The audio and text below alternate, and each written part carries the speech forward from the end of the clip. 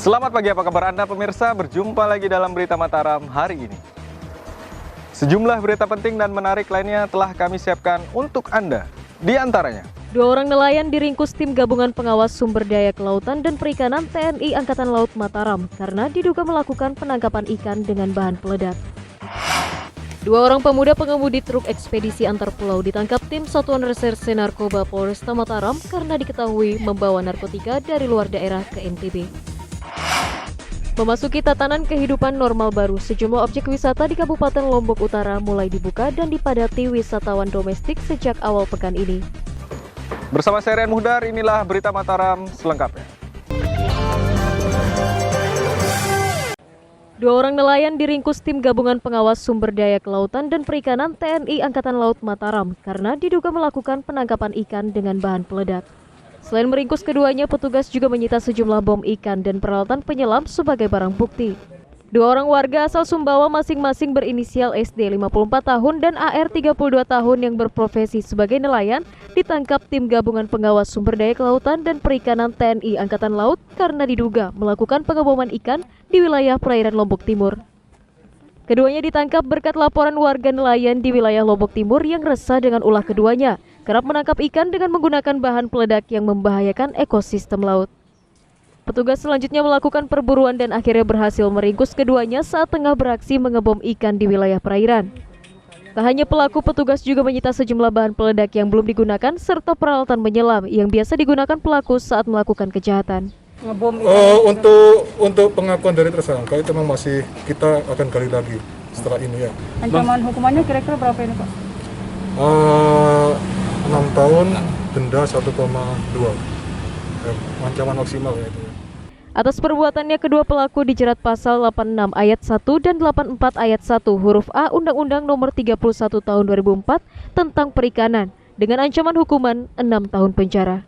Dari Kota Mataram, Emi Kusuma, Tim Liputan melaporkan. Memasuki tatanan kehidupan normal baru, aktivitas pasar hewan di Kota Mataram mulai dibuka oleh pemerintah daerah dengan penerapan standar protokol COVID-19. Meski sudah dihimbau petugas, namun sebagian besar pengunjung datang ke pasar hewan dengan tidak mengenakan masker dan tidak mematuhi protokol kesehatan. Langkah adaptasi menuju tatanan kehidupan normal baru mulai dilakukan pemerintah daerah dengan membuka fasilitas umum seperti pasar ternak. Di Kota Mataram, setelah sempat ditutup 3 bulan lamanya, 2 lokasi pasar hewan kembali dibuka pemerintah daerah dengan penerapan protokol standar kesehatan COVID-19. Namun ironisnya, meski telah diingatkan petugas, sebagian besar pengunjung baik pedagang maupun para pembeli hewan ternak tidak mematuhi protokol kesehatan karena tidak memakai masker dan tidak menjaga jarak. Menyikapi hal tersebut, para petugas mengaku belum bisa memberlakukan sanksi tegas terhadap para pengunjung karena proses pembukaan pasar hewan masih pada tahap uji coba untuk mengukur kedisiplinan warga mematuhi protokol kesehatan. Ya, ini hari pertama kita buka, mudah-mudahan masyarakat memaklumi semua lah ya. Kita berharap dengan dibukanya hari ini masyarakat maklum dan untuk kebutuhan kurban besok sudah bisa mencari hewan ternak di tempat ini. Sama dengan physical distancing-nya ya, kita arahkan tidak numpuk di satu titik. Sembari mengevaluasi tingkat kedisiplinan warga, guna mengantisipasi resiko penyebaran COVID, pihak pengelola pasar sendiri telah menyiapkan tempat cuci tangan dan hand sanitizer dengan pemeriksaan suhu tubuh bagi para pengunjung. Dari Kota Mataram, Emi Kusuma, Tim Liputan melaporkan. Alokasi bantuan jaring pengaman sosial tahap kedua untuk ribuan masyarakat terdampak COVID di Kabupaten Lombok Tengah urung dilakukan karena terhalang validasi data penerima manfaat. Langkah verifikasi data warga penerima saat ini terus dilakukan Pemda untuk memastikan seluruh paket JPS bisa tersalurkan 100%. Persiapan alokasi bantuan jaring pengaman sosial tahap kedua untuk warga terdampak COVID terus dilakukan pemerintah daerah. Di Kabupaten Lombok Tengah, alokasi belum bisa dilakukan karena masih adanya tahap validasi data warga penerima manfaat yang harus diperbaiki. Pada tahap pertama, sebanyak 3% bantuan JPS tidak bisa tersalurkan karena datanya kurang valid, karena warga yang bersangkutan telah meninggal dunia dan berada di luar negeri. Karenanya langkah verifikasi dilakukan pemerintah daerah untuk memastikan seluruh bantuan JPS bisa tersalurkan 100% dan tepat sasaran diberikan kepada warga yang kurang mampu. Proses validasi data JPS sendiri tetap mengacu pada data desa yang dipadukan dengan data dinas sosial yang selanjutnya dilakukan verifikasi di lapangan. ada yang tidak tersalurkan karena meninggal tanpa ada ahli warisnya dan yang ke luar negeri. Nah itu kita sedang verifikasi lagi datanya sekarang nih. Insya Allah kalau ini sudah selesai segera kita salurkan. Okay? Pemerintah daerah mentargetkan realisasi pemberian JPS berupa uang tunai sebesar Rp600.000 bagi warga terdampak COVID di Kabupaten Lombok Tengah bisa dilakukan pada awal bulan Juli 2020 mendatang. Dari Kabupaten Lombok Tengah, Lukmanul Hakim, Tim Liputan, melaporkan. Pemerintah daerah Kabupaten Lombok Timur menyiapkan skema penanganan stunting berbasis desa dengan melibatkan organisasi perangkat daerah bersama lembaga swadaya masyarakat. Langkah tersebut difokuskan mengingat jumlah kasus stunting di Lombok Timur masih cukup tinggi hingga saat ini. Masih belum maksimalnya penanganan stunting atau gagal tumbuh kembang anak akibat asupan gizi di Kabupaten Lombok Timur menjadi atensi pemerintah daerah saat ini. Menyikapi hal tersebut, pemerintah daerah bersama organisasi perangkat daerah menggelar rembuk stunting dengan menggandeng lembaga swadaya masyarakat konsepsi yang bergerak di bidang kesehatan masyarakat. Selain melakukan evaluasi bersama penanganan stunting, rembuk bersama tersebut juga difokuskan untuk mencari solusi menurunkan angka stunting khususnya di Kabupaten Lombok Timur. Berdasarkan data pemerintah daerah tahun 2019, jumlah anak yang mengalami gangguan pertumbuhan terkonfirmasi mencapai 20.968 orang. Dari total sebanyak 80.313 anak yang diverifikasi kesehatannya di 13 kecamatan yang ada dengan rata-rata usia di bawah 5 tahun. Ketika sudah agak landai COVID ini, maka kita harus menggenjot kembali pelaksanaan penanganan stunting di Kabupaten Lombok Timur. Karena kita benar-benar memperhatikan bahwa kondisi ini sangat jauh dari keinginan kita. Karena itu kita evaluasi dengan rembuk stunting pada hari ini tentu akan menemukan jalan keluar apa yang harus kita lakukan. Sementara terkait rendahnya penurunan kasus stunting di Lombok Timur saat ini harus menjadi fokus pemerintah daerah untuk maksimal melibatkan OPD dan pihak desa sebagai basis data utama dalam menentukan skema menekan peningkatan angka stunting saat ini. Kalau kita bandingkan antara Riskesdas 2013 ke 2018 memang pencapaian penurunan stunting Lombok Timur cukup kecil ya, 0,28%, sehingga perlu saya kira dukungan inilah makna dari konvergensi terintegrasi itu. Dari Kabupaten Lombok Timur, Muhtadun, Tim Liputan melaporkan. Ketua DPR Kapolres. 2 orang pemuda pengemudi truk ekspedisi antar pulau ditangkap tim Satuan Reserse Narkoba Polresta Mataram karena diketahui membawa narkotika dari luar daerah ke NTB. Selain meringkus keduanya, petugas juga menyita narkotika jenis sabu dan alat hisap sebagai barang bukti. 2 pemuda masing-masing berinisial AR 26 tahun dan SH 33 tahun asal Sumbawa diringkus tim Satres Narkoba Polresta Mataram karena diduga berprofesi sebagai kurir narkotika. Kedua pelaku yang berprofesi sebagai pengemudi truk angkutan antar daerah ditangkap saat tengah beristirahat di sebuah penginapan di kawasan Lingsar Narmada. Dalam penggerebekan tersebut, petugas menyita 53,16 gram narkotika jenis sabu beserta alat hisap yang disembunyikan para pelaku di kamar yang disewanya. Berdasarkan interogasi petugas, kedua pelaku diketahui hanya berkedok sebagai supir truk dan dalam jaringannya bertugas sebagai kurir yang bertugas membawa narkotika dari Kota Mataram menuju Pulau Sumbawa dengan imbalan 10 juta rupiah. Dari pengakuan para tersangka, mereka sebelumnya pernah membawa narkoba dari Kota Mataram ke Pulau Sumbawa dengan diberikan imbalan 2 juta rupiah oleh pemilik barang. Berhasil mengamankan 2 orang yang diduga sebagai kurir sabu di daerah Lingsar di salah satu hotel. Dari sana pada hari pertama kami dapatkan barang bukti narkoba jenis sabu seberat 5,21 gram. Pada besoknya kami temukan lagi di tempat yang sama yang sudah sebelumnya mereka sembunyikan. Kasus peredaran narkoba yang melibatkan kedua tersangka saat ini tengah didalami petugas dan atas perbuatannya para pelaku dijerat pasal 112 junto pasal 114 Undang-Undang Nomor 35 Tahun 2009 tentang narkotika dengan ancaman hukuman 20 tahun penjara. Dari Kota Mataram, Awaludin, Tim Liputan melaporkan. 2 pasangan muda-mudi ditangkap petugas Satuan Polisi Pamong Praja, Kabupaten Lombok Timur karena kedapatan menginap di sebuah penginapan Desa Wisata TT Batu. Selain menangkap 2 pasangan tanpa nikah, petugas juga menyita 2 kendaraan roda 2 dan sebuah minibus yang ditinggal pemiliknya guna menghindari razia petugas. Operasi Justisia terus digelar pemerintah daerah untuk mengantisipasi kerawanan dan menjaga Kamtibmas di masa pandemi. Di Kabupaten Lombok Timur, petugas Satpol PP Lombok Timur menggelar operasi di sejumlah penginapan di kawasan wisata Teteh Batu dan sekitarnya yang kerap digunakan para muda-mudi untuk berkencan. Hasilnya petugas mendapati 2 pasangan di luar nikah tengah berduaan di dalam kamar di sebuah penginapan dan tidak bisa menunjukkan dokumen sah suami istri. Selain menangkap 2 pasangan luar nikah, petugas juga menyita 2 kendaraan roda 2 dan 1 buah minibus yang diduga ditinggal pemiliknya menghindari razia petugas. Selain mengingatkan para pemilik penginapan agar selektif menerima tamu, kepada pasangan muda-mudi, petugas selanjutnya mendata dan melakukan pembinaan sebelum diserahkan kepada orang tuanya. Di mana di masing-masing hotel itu kita dapatkan satu pasangan di mana diduga melakukan tindakan asusila. Pelaku terhadap pelanggaran perdana nanti kan kita bawa ke kantor dan nanti di sana kita akan berikan pembinaan di kantor untuk lebih lanjutnya. Operasi Justisia rencananya akan terus digelar memasuki masa normal baru dengan menyisir penginapan dan lokasi berkumpul masyarakat untuk menekan resiko kejahatan dan tindakan asusila di tengah pandemi saat ini.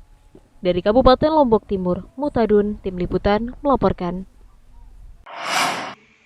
Seorang pelajar sekolah menengah atas diduga menjadi korban tindakan asusila oleh 2 orang pemuda yang mengaku menjadi aparat di Pantai Samota, Kabupaten Sumbawa. Kasus dugaan asusila tersebut saat ini tengah didalami tim Satreskrim Polres Sumbawa untuk memburu para pelaku. Seorang siswi SMA berinisial SN di Kabupaten Sumbawa melaporkan diri ke unit pelayanan perempuan dan anak PPA Satreskrim Polres Sumbawa karena menjadi korban perkosaan yang dilakukan 2 orang pemuda. Nasib naas yang menimpa korban terjadi saat dirinya bersama teman lelakinya tengah bersantai di wilayah Pantai Samota, Kelurahan Brangbiji, Sumbawa. Saat sedang bercengkrama, korban didatangi 2 orang pemuda yang mengaku sebagai aparat yang hendak merazia pelajar yang kerap berkencan di kawasan tersebut. Kedua pelaku kemudian mengikat teman lelaki korban, kemudian memaksa korban untuk melepas pakaian dan melayani para pelaku dengan ancaman sebilah parang. Kejadian tersebut membuat korban trauma dan akhirnya dengan dibantu keluarga melaporkan kasus tersebut ke aparat kepolisian Polres Sumbawa.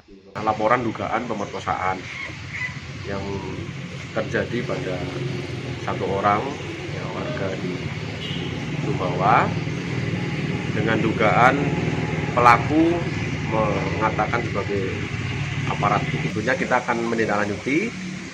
Kita akan mencoba untuk membuat skepnya. Saat ini kasus dugaan perbuatan asusila oleh oknum aparat gadungan tengah didalami petugas dan saat ini tengah memburu 2 pelaku yang sudah diketahui identitasnya, yang diduga juga kerap memeras para korbannya dengan memanfaatkan sepinya pengamanan di masa pandemi. Dari Kabupaten Sumbawa, Sultan Fahri, Tim Liputan, melaporkan. Seorang bayi berusia 2 bulan asal desa Jembatan Gantung, Kabupaten Lombok Barat, divonis menderita pendarahan otak oleh tim medis dan diharuskan menjalani operasi dengan biaya puluhan juta rupiah.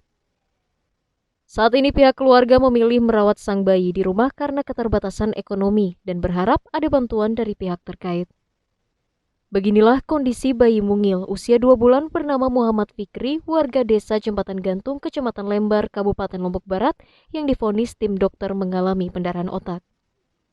Akibat pendarahan otak yang dideritanya, bayi malang tersebut diharuskan untuk menjalani operasi dengan perkiraan biaya mencapai 45 juta rupiah. Namun kondisi orang tua yang berprofesi pekerja serabutan menyebabkan Fikri saat ini terpaksa dirawat di rumahnya karena ketiadaan biaya. Kesulitan orang tua Fikri juga ditambah karena keterbatasan akses untuk berobat mengingat orang tuanya belum bergabung dalam BPJS Kesehatan yang digulirkan pemerintah, sehingga tidak bisa tertangani maksimal. Selain pasrah, kedua orang tua Fikri tetap berharap ada bantuan dari pemerintah daerah atau pihak swasta yang bersedia meringankan biaya pengobatan buah hatinya. RS Gerung di ICU itu keluar dalam keadaan koma Muhammad Fikri dan 3 hari di rumah koma, ndak mau Mimi itu ndak mau karena biaya ndak ada. Rumah sakit tetap mengizinkan kita ke sana tapi kita yang ndak punya biaya. Hingga saat ini kondisi kesehatan Fikri masih labil dan cenderung melemah karena terjadinya pembekuan darah di bagian kepala yang mengharuskan segera dioperasi dan menjalani perawatan intensif di rumah sakit. Dari Kabupaten Lombok Barat, Hairul Amri, Tim Liputan, melaporkan. Memasuki tatanan kehidupan normal baru, sejumlah objek wisata di Kabupaten Lombok Utara mulai dibuka dan dipadati wisatawan domestik sejak awal pekan ini. Pembukaan kawasan wisata pasca ditutupnya selama hampir 3 bulan lamanya disambut antusias warga di daerah. Di Kabupaten Lombok Utara, sejak dinyatakan kembali dibuka, antusiasme warga untuk mengunjungi kawasan wisata terlihat dengan ramainya warga yang berkunjung. Seperti di Pantai Impos, Kecamatan Tanjung, Lombok Utara misalnya, ratusan pengunjung yang merupakan warga lokal memadati areal pantai setelah sebelumnya ditutup total karena pandemi COVID-19. Namun mirisnya, sejumlah warga yang datang memadati areal pantai tampak tidak mengenakan masker dan terkesan mengabaikan protokol kesehatan yang dianjurkan pemerintah. Kebijakan membuka kembali kawasan wisata andalan disambut baik warga dan berharap pemerintah daerah tetap melakukan pengawasan dan mengajak masyarakat untuk mematuhi protokol kesehatan di masa pandemi saat ini. Ya, kepastian new normal ini baru pertama kali dan alhamdulillah pengunjungnya udah ramai banget. Langkah pembukaan kawasan wisata menjadi kebijakan pemerintah daerah memasuki tatanan kehidupan normal baru, sekaligus kembali menghidupkan geliat pariwisata di NTB yang sempat redup karena dampak COVID-19. Dari Kabupaten Lombok Utara, Ahmad Sonhaji, Tim Liputan, melaporkan. Tahapan pembangunan ribuan rumah tahan gempa di Kabupaten Lombok Tengah yang dikerjakan aparat TNI dipastikan rampung pada bulan Juni 2020. Berdasarkan data terakhir, jumlah rumah tahan gempa yang berhasil diselesaikan pembangunannya mencapai 24.218 unit dengan kategori rusak berat, sedang, dan rusak ringan. Setelah berjalan sekitar 1 tahun lebih, proses rehabilitasi dan rekonstruksi pembangunan rumah tahan gempa milik masyarakat di Kabupaten Lombok Tengah dipastikan selesai pengerjaannya. Dari total 24.218 unit rumah yang mengalami kerusakan akibat gempa pada tahun 2018 lalu, saat ini seluruhnya sudah usai dikerjakan dan tinggal diserahkan kepada warga korban gempa. Penyelesaian tahapan rehab rumah gempa milik warga tersebut bisa terselesaikan lebih awal dari target pemerintah pusat yang memberi batas waktu hingga bulan Juli 2020. Tuntasnya pengerjaan rumah tahan gempa milik masyarakat berkat sinergi yang baik antara pemerintah daerah dengan ribuan prajurit TNI Satuan Zeni Kodam 9 Udayana dan Kodam Siliwangi yang sengaja didatangkan untuk percepatan proses rehab rekon rumah gempa di NTB. Untuk kegiatan di sini di Batu Liang dan Batu Liang Utara ini sudah selesai. Namun kita masih menunggu pergeseran. Sambil menunggu waktu pergeseran ini kami mengadakan kegiatan-kegiatan sosial seperti membantu kita buat gapura, buat jalan masuk. Belum ditarik ini kan nggak tahu nanti nunggu dari komandan ya, dari Danrem, dari keputusan ditariknya kapan. Yang jelas kan kita yang penting kan udah selesai ya kan. Masyarakat bisa tinggal di dalam rumahnya, udah nggak ada ini lagi. Selain berharap ribuan rumah tahan gempa bantuan pemerintah bisa segera ditempati oleh warga, pemerintah daerah bersama aparat TNI selanjutnya masih akan melanjutkan proses penuntasan pembangunan sejumlah fasilitas sosial di sejumlah wilayah, sembari menunggu waktu penarikan prajurit TNI yang diterjunkan. Dari Kabupaten Lombok Tengah, Lukmanul Hakim, Tim Liputan, melaporkan.